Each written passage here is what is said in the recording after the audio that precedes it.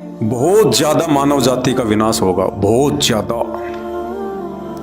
भविष्य मल्लिका के अनुसार यहां तक कहा गया है कि पूरे विश्व की 3/3 जनसंख्या का सर्वनाश हो जाएगा, 3/3 जनसंख्या का। और पूरे विश्व में मात्र 30 करोड़ लोग बचेंगे, मात्र 30 करोड़।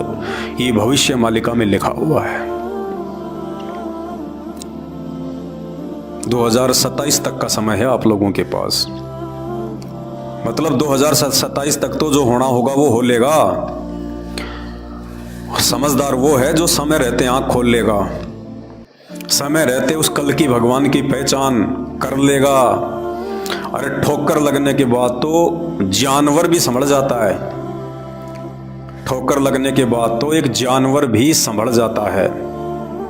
इंसान वो है जो दूसरों की ठोकर से समझ जाए, जो समय रहते ये बुद्धि, ये दिमाग, ये मानव शरीर जो हमें परमपिता परमेश्वर ने दिया है, इसका सही से इस्तेमाल करके, क्योंकि ये सोचने और विचारने की जो शक्ति है ये केवल इंसान के पास है, मनुष्य के पास है।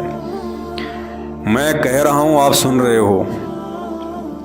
और यही बातें यदि हम एक जानवर को कहें, कुत्ते को कहें कि भैया भक्ति कर ले, भगवान आए हुए हैं, कल की भगवान संत रामपाल जी हैं, तो वो नहीं समझ पाएगा, क्योंकि उसके पास वो शरीर नहीं है, वो बॉडी नहीं है जो शरीर परमात्मा ने हम मनुष्यों को दिया है, जो बुद्धि हम मनुष्यों को दी है।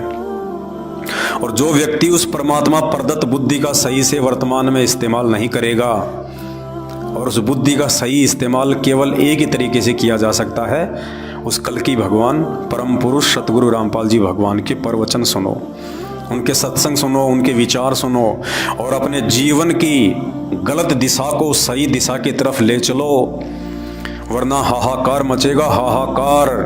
आज आपके पास चाहे कितना ही धन है, आपके पास कितना ही बल है, आपके पास में कितना ही सपोर्ट है, आप कितने बड़े अधिकारी, मंत्री, प्रधानमंत्री हैं, उस समय इनमें से एक भी वस्तु आपकी जीवन रक्षा के लिए काम नहीं आएगी, एक भी वस्तु। क्योंकि उस समय यदि कोई चीज आपको बचाएगी तो केवल दो हैं, दो। सबसे पहला सतगुरु रामपाल जी भगवान की भक्ति। कौन सी भक्ति? मर्यादा में रह के की गई भक्ति। और दूसरा, यदि आपके पिछले जन्म जन्मांतरों के अच्छे भक्ति संस्कार आपके पास में शेष हैं, तो आप अपने उन खुद के संस्कारों के आधार से बच सकते हो 2027 से पहले। अन्यथा तीसरा धरती पे कोई तरीका नहीं है कि आपकी रक्षा हो सके। आप कितना ही अपने गुरुओं को याद कर लेना, जिन संत महात्मा मंडलेश्वरों की आज आप शरण में हो, कितनी आप उनकी महिमा कर लेना, वो खुद ही अपने आप को नहीं बचा पाएंगे।